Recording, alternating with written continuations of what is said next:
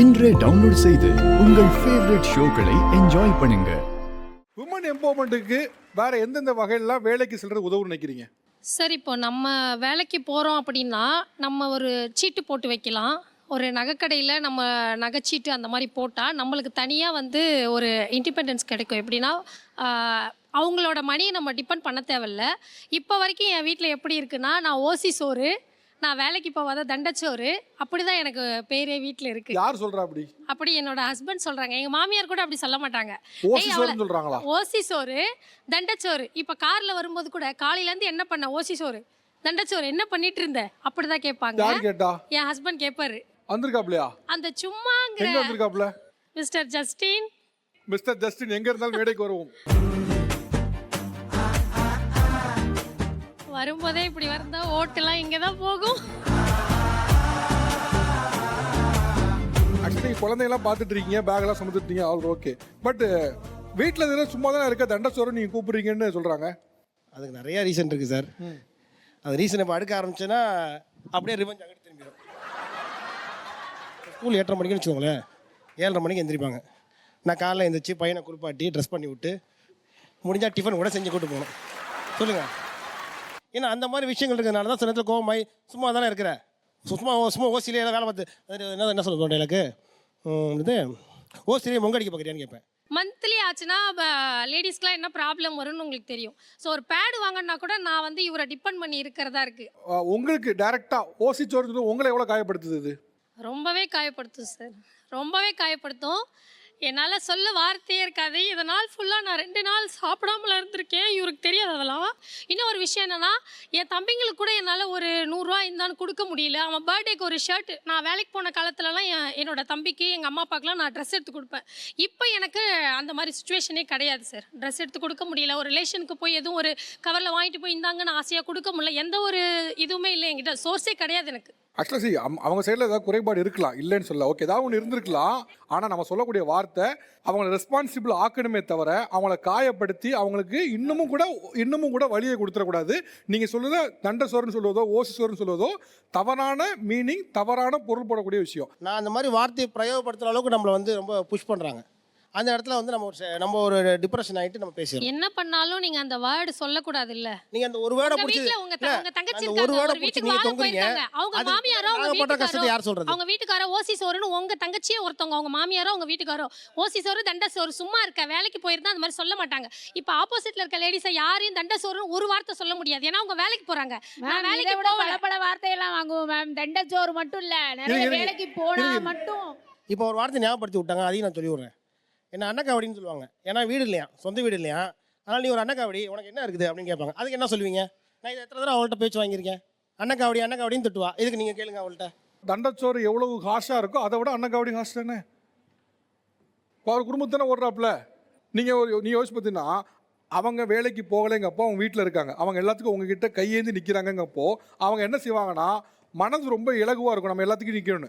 அப்போ சொல்லக்கூடிய ஒவ்வொரு வார்த்தையுமே அந்த ஆங்கிள் தான் பார்க்கப்படும். ஏன்னா நம்ம 1 மாதம் சம்பளம் இல்லாமல் வீட்டில் இருந்தது இல்லை, நம்மளை யாரும் கேட்குறது இல்லைங்க, நமக்கு தெரியாது. அந்த இடத்துலேருந்து பார்க்கும்போது இன்னும் ஹார்ஷாக இருக்கும். அவங்கள அக்கௌண்டபிள் ஆக்குங்க, அவங்கள ரெஸ்பான்சிபிள் ஆக்குங்க, அந்த பொறுப்பு இருக்குது.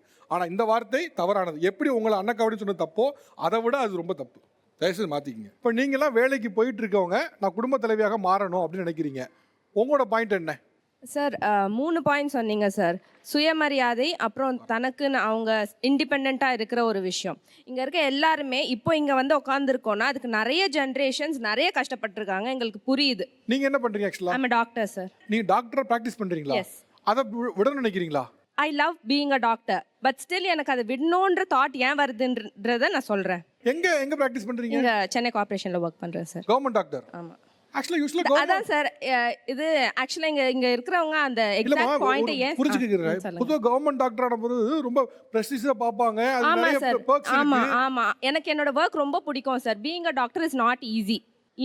ஒரு விமனா எனக்கு என்னோட ஒர்க் பண்ணும்போது நான் 100% அங்கே கொடுத்துட்றேன். வீட்டுக்கு வந்து வீட்டில் 100% கொடுக்கும்போது ஐயோ நான் எங்கேயோ என்னோட பேஷண்ட்ஸை பார்க்கலையோ, எங்கேயோ நான் ஒர்க், ஐயோ நான் இங்கே இருக்கேனே அப்படின்ற, நான் ஃபீட் பண்ணிட்டு இருக்கப்பலேருந்து நான் ஒர்க் பண்ணிட்டு இருக்கேன் sir. Night duty, ICU duty போகும்போது கூட என்னோட குழந்தைய நான் ஐசியூவில் பக்கத்தில் ஒரு ரூமில் வச்சுட்டு ஐசியூ டியூட்டி முடிச்சுட்டு ஃபீட் பண்ணிட்டு போய் பண்ணுவேன். ஃபீட் பண்ணும்போதும் எனக்கு ஒரு இதுவும் இருக்காது. அந்த பேஷண்ட்ஸை பார்க்கும்போது ஐயோ நான் என் குழந்தைய விட்டுட்டு வந்துட்டேனேன்ற ஒரு கில்ட் இருக்கும். அந்த அந்த டைமில் எனக்கு எல்லா மென் மேலேயும் ஒரு என்வி வர ஆரம்பிச்சிருச்சு. என்னடா இது, நான் ஒரு ஃபீமேலாக இருக்கிறதுனால தானே எனக்கு இந்த மாதிரி இருக்குது. நான் ஒரு மேலாக இருந்தால் என்னோட குழந்தையும் வளர்ந்துரும், என்னோட கெரியரும் வளரும். ஆனால் நான் ஒரு ஃபீமேலாக இருக்கிறப்ப என்னோட கெரியரில் ஒரு தடை வருது எதனால் அப்படின்ற தாட் இருந்தது. ரெண்டு சைடுமே ஒரு மாதிரி மதில் மேல் பூனை மாதிரி ஒரு மாதிரி ரொம்ப கஷ்டமாக இருக்கும் சார். அந்த சிச்சுவேஷன் அவங்க சொல்கிறது எல்லாமே கரெக்டான பாயிண்ட்ஸ். ஆமாம் சார், வேலை இல்லைன்னா சொல்லுவாங்க தண்டை சோறுன்னு சொல்லுவாங்க. வேலைக்கு போகலன்னா ஒரு மாதிரி பண்ணுவாங்க. நம்மக்கிட்ட ஒரு 4 காசு இல்லைன்னா ஒரு மாதிரி பண்ணுவாங்க. முன்னாடி இருந்த ஜென்ரேஷனில் அட்லீஸ்ட் உத்தியோகம் புருஷ லட்சணம்னு மட்டும்தான் இருந்தது. இப்போ என்ன ஆயிடுச்சுன்னா, நீ வேலைக்கு போனாலும் நீ குடும்பத்தை பார்த்துக்காம வேலைக்கு போகிற, நீ வீட்டில் இருந்தாலும் நீ ஓசி சோறு தண்டை சோறு வீட்டில் இருக்க, இந்த மாதிரி ஆனதுனா வேலைக்கு போனால் அது வேறு மாதிரியான சுச்சுவேஷன் சார். இவ்வளோ கஷ்டப்பட்டு இவ்வளோ இயர்ஸ் ஆஃப் ஸ்ட்ரகிள்ஸ் கழித்து நமக்கு இந்த பொசிஷனில் நாங்கள் உட்காந்துருக்கிறப்ப இதை விட்டுட்டு வரணும்னு நினைக்கிறப்ப அப்போ என்ன மாதிரியான டபுள் ஸ்டாண்டர்ட்ஸ் சார், மெயினாக இதுதான் சொல்லணும்னு நினச்சேன். Double standards. நம்ம ஒர்க்கு போகும்போது ஒரு மேல் ஒரு ஒர்க்குக்கு போகிறாங்கன்னா அவங்களுக்கு கிடைக்கிற மரியாதை வேறு மாதிரி இருக்கும். ஒரு ஃபீமேல் ஒரு ஒர்க்குக்கு போகிறாங்கன்னா அவங்களுக்கு கிடைக்கிற மரியாதையும் அவங்களுக்கு அவங்க ஃபேமிலியில் கிடைக்கிற சப்போர்ட்டும் வேறு மாதிரி இருக்கும். ஸோ அந்த டபுள் ஸ்டாண்டர்ட்ஸ் மாறணும். நாங்கள் வேலையை நிறுத்தணுன்றது இங்கே பாயிண்ட் இல்லை, அந்த டபுள் ஸ்டாண்டர்ட்ஸ் மாறணுன்றது தான் பாயிண்ட். திங்கிஸ் என்னன்னா, இப்போ மற்றவங்களாம் இருக்கக்கூடிய ப்ரொஃபஷன் ஒன்று வர, பட் நீங்கள் இருக்க தனி கவர்மெண்ட் பொசிஷனுங்க தாண்டி டாக்டர் ப்ரொஃபஷன் ஒரு சர்வீஸான ப்ரொஃபஷன். இப்போ நீங்கள் அந்த இடத்துலேருந்து விலகுலைங்க தாண்டி அப்படி ஒரு எண்ணம் உங்களுக்கு வர்றதே கூட உங்களுக்கு மட்டும் ஆபத்து இல்லை, சமூகத்துக்குமே ஒரு ஆபத்து தான். பிகாஸ் உங்களுக்கு ஒரு டாக்டர் சீட்டோ உங்களுக்கான மருத்துவ இதோ எல்லாமே ஒரு ரிசோர்ஸ்ல வந்தது. we are losing a resource person and a service person too. So actually அது ஆக்சுவலா உங்களுக்கு ஆபத்து இல்ல, சொசைட்டிக்கு தான் ஆபத்து. we are losing a one doctor அப்படிங்கிறது ஒரு சொசைட்டிக்கு ஆபத்தான ஒரு இது. நான் டாக்டரா இருக்கிறதுனால மட்டும் இல்ல சார், பீட் எனி ப்ரொஃபஷன். எந்த ப்ரொஃபஷன் நான் டாக்டரா இருக்கிறது ப்ராமினெண்டா தெரியுது. But then be it any profession, அந்த ப்ரொஃபஷன்ல இருக்க ஃபீமேல்ஸ் அந்த விமனா ஒரு கஷ்டம் இருக்கும்ல சார் நமக்கு, அதை நான் எக்ஸ்பிரஸ் பண்ணணும்னு தான் நினைக்கிறேன். நீங்க என்ன காரணத்திற்காக வேலையை விட்டு வீட்டில் இருக்கணும்னு நினைக்கிறீங்க? சரி, இப்போ நான் 14 வருஷமாக வேலைக்கு போயிட்டுருக்கேன். என் பெரிய பையன் பிறந்ததுலேருந்து எங்கள் அம்மாட்ட விட்டுட்டு அப்போ இருந்து நான் வேலைக்கு போயிட்டுருக்கேன். கிட்டத்தட்ட ஒரு 7 இயர்ஸாக என் பையனுக்கு நான் அம்மானே தெரியாது. ஏன்னா நான் வேலைக்கு போவேன், திரும்ப நைட்டு அவன் தூங்குனதுக்கப்புறம் தான் வருவேன்.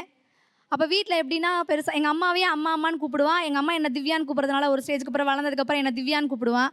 ஆனால் சொல்லுவாங்க எல்லாரும் அம்மான்னு, அவன் ஏதோ சும்மா சொல்கிறாங்க அப்படியே நினச்சிட்டே அப்படியே வளர்ந்துட்டான். அப்படியே இருந்துட்டு இப்போ என் பையனுக்கு தெரிஞ்சாலும் என்னன்னா, நான் அவனை வெளியில் எங்கேயும் கூட்டிகிட்டு போனதில்லை. அந்த மாதிரிலாம் இருந்ததுனால அவன் வெளியில் எங்கேயுமே இப்போ நான் கூப்பிட்டா கூட வர்றதில்லை சார். என்னால் என் குழந்தைங்க பக்கம் போக முடியல. அதனால அந்த வேலையை விட்டுட்டு பசங்களோட இருக்கலாமேன்னு எனக்கு அதை வேலையை விட முடியாது சார். நான் போய் தான் ஆகணும். ஆனால் என் பசங்களோட இருக்கணுன்ற அந்த ஏக்கம் எனக்குள்ளே இருந்துக்கிட்டே இருக்குது. ஒரு வெளியில் சின்ன விஷயந்தான் சார். ஸ்கூல் விட்டு வந்தோடனே ஒரு 5 மணியே போல் அந்த எங்கள் வீட்டு மொட்டை மாடியில் போய் உட்காந்து, அம்மா வீட்டில் மொட்டை மாடியில் உட்காந்து அந்த சூரியன் வர நேரம் மறையிற நேரம் ஒரு டீ காஃபி என் பசங்களோட அவங்களுக்கு ஏதாவது கொடுத்து ஸ்நாக்ஸ் வாங்கி கொடுக்கணும்னு ரொம்ப ஆசை.